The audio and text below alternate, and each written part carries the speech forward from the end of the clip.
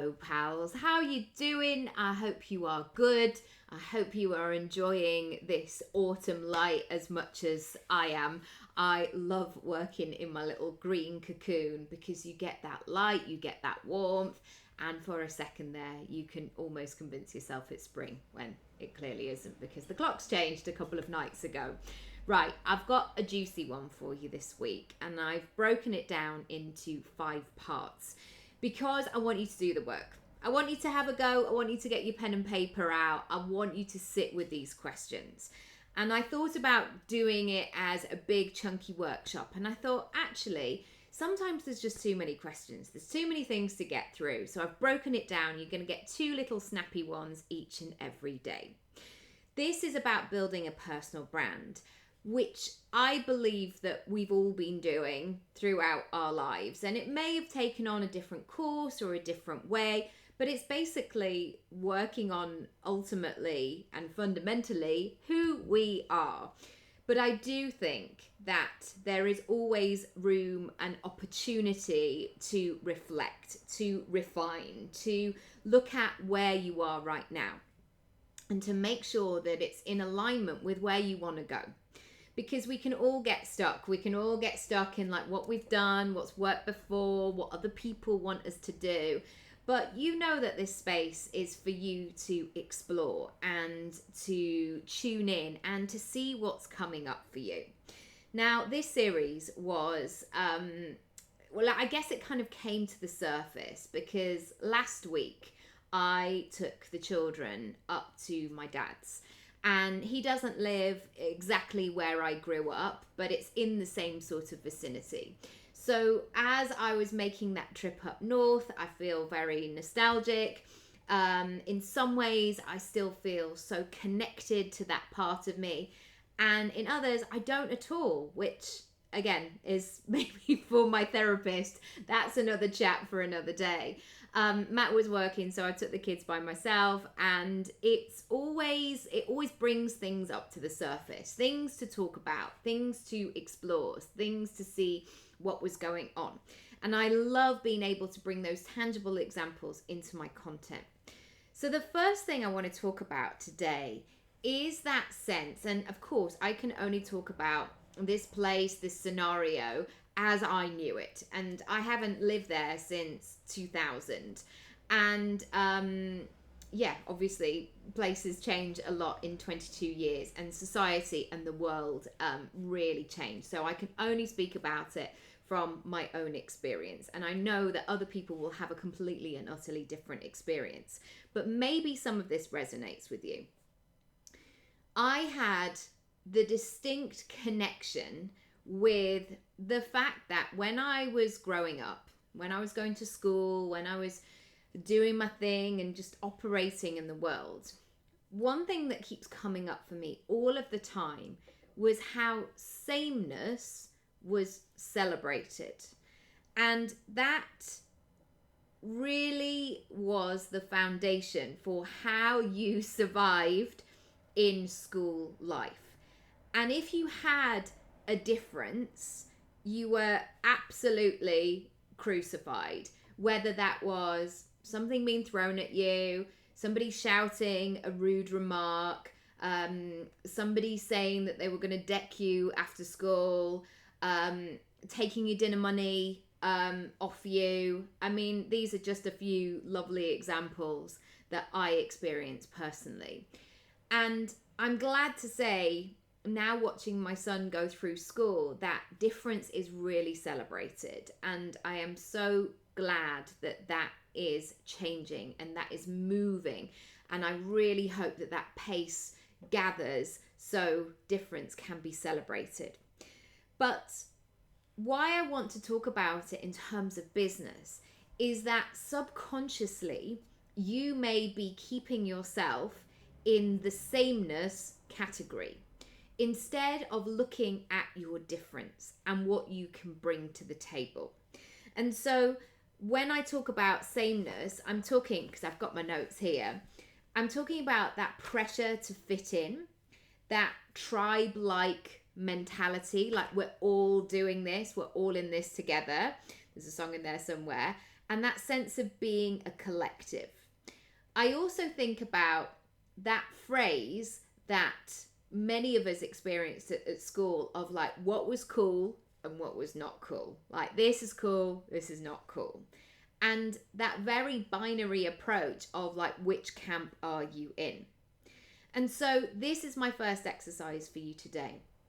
When you take yourself back to maybe it's your school days, maybe it's your childhood, maybe it's your teenage years, maybe it's your 20s, maybe it's the last job that you were in, whatever that might be, I want you to think about how sameness has affected you. I want you to think about where it's really supported you and where it has crushed you and maybe kept you small and maybe restricted you. And I want you to come up with some real life examples of how that was for you. So one of the things that came up for me when I started to think about this exercise was that in my school we had a uniform, and it wasn't a particularly strict uniform, but it was definitely expected. And so therefore, if the uniform is standardized, what you wore on your feet and your jacket, and this is the 90s as well, was a big deal. So it was about the label. Kickers were really in, which are, or they certainly were, extortionately expensive at that time. Maybe they are still now, but it was very much that sense of having a big name emblazoned across your puffer jacket. The bigger, the better. Also, those Kappa jackets, those Adidas jackets, like you needed, I don't know who made up the rules, but there was that sense of,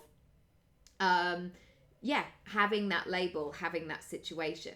So if you were wearing a coat that somebody else got you or your mum got you because it was the one that they could afford or whatever it might be, suddenly it was open for discussion and people would describe people based on, you know, that boy, the one with the blonde hair and the curtains, and he's got the Helly Hansen jacket, you know, the orange one. It would be described in that way.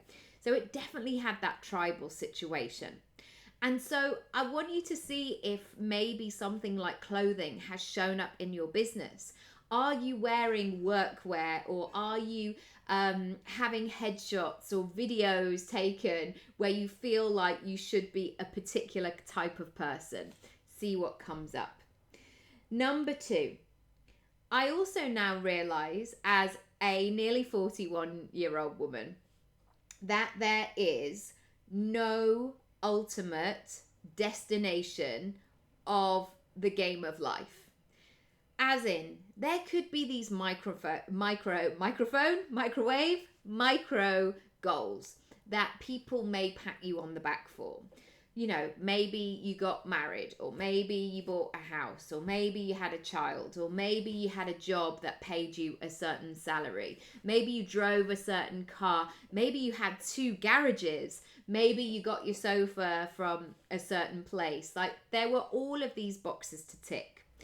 And one thing that I realized was that when these goals were presented to me, even though some of those goals have now been met as a grown-up, as a teenager, I was saying, no, that does not do it. Like, no, I didn't resonate with many of those things. And I knew that I had my own version of success. And I know that most people do. Now, there was this big sort of clump in the middle of versions of success, but there will always be things outside that norm. You know, when people will say things like, I've always wanted to do a bungee jump. Maybe in the core group of society, not many people want to do that. But that doesn't make it any less valid. It doesn't make it any less of a dream. And so I want you to think about and reconnect with is, what is your version of success right now? And one way you can do this very, very clearly is to write 4 columns. And these are be, do, have, and feel. And I want you to spend some time with these goals and really thinking about what success means for you. Because what can happen is we can get busy, we can become influenced. Our notifications of what everybody else is doing can start to become a little bit too noisy. I want you to reconnect with what your version of success is, because I know that in certain situations in life, in not many actually, because I don't tend to put myself in those situations, and I've definitely had to work on boundaries, that lots of my earlier life, people would try and tell me what I thought, or what I should do, or dismiss my opinion and put something else in its place.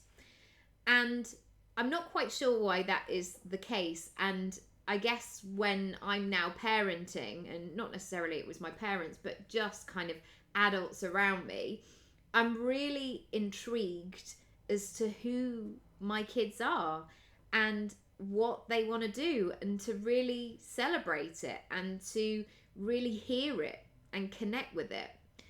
And I have also learned through that process that I have to do that for myself.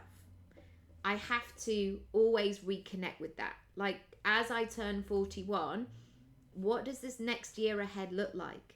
What do I want to be, do, have, and feel? Because certainly this last year for me has felt like the busiest and quite transformational at times, quite painful at times. I feel like in some areas of my life, I've jumped out of my comfort zone and made enormous change, and others where I just felt like, oh gosh, I still feel like I'm in first gear.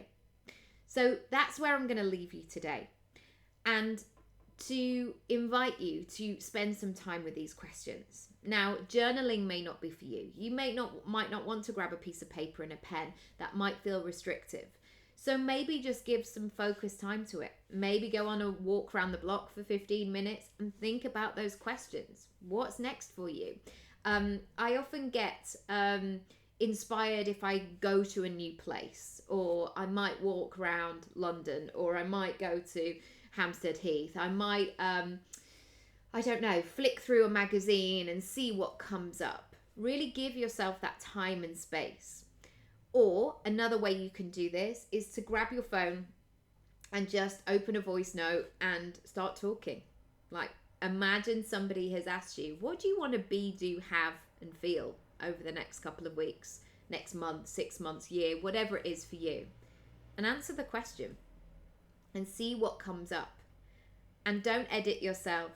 Don't allow yourself to get stuck in that, oh, well, you know, I mean, if I'm lucky. Just allow yourself to free flow it and see what comes up. See what the ideal version is. As always, I would love, love, love to hear. I also would like to finish by telling you about my pick and mix sessions. These are my one-to-one sessions that you can book as 1, 3, or 6. These are for you to really speak up about your goals, your money, your life, your business, like where you're going, all to do with your personal brand. And this is not just business focused. This is about having the two running alongside each other. What do you want your life to look like? What does it require of you? What other variables do you need to have in place? And so therefore, how do you want to earn money? How do you want to operate? What do you want your week to run like? I would love to hear from you. If you want to find out more, simply go to my website, nickyraby.com, and you will find the Work With Me section there.